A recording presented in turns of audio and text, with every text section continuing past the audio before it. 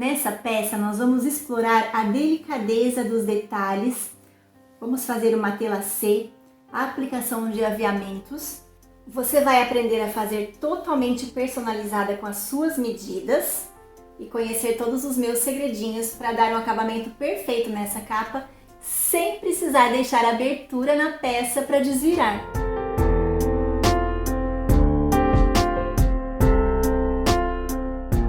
A lancheira térmica Elps, além de linda e sofisticada, é uma lancheira bem prática. Além da alça de mão, ela também tem uma alça transversal que é regulável e removível, ou seja, o seu uso é opcional. Ela tem esse formato e tamanho que dá para acomodar os alimentos de forma bem organizada. O fechamento é com zíper e tem 2 cursores.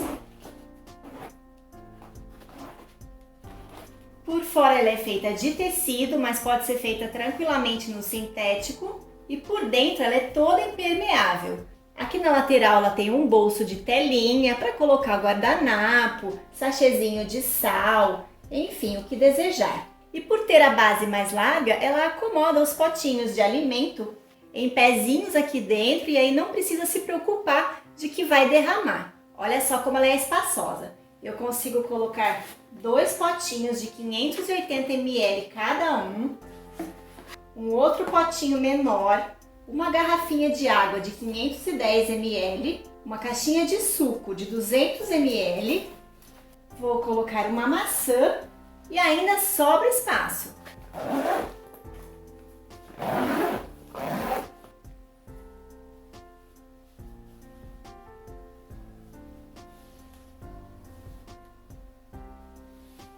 Nessa aula você vai aprender a estruturar o tecido, a utilizar o material térmico, a costurar o zíper nas partes arredondadas, vai aprender também a costurar o vivo, vamos usar o couro e faremos fixação com rebites.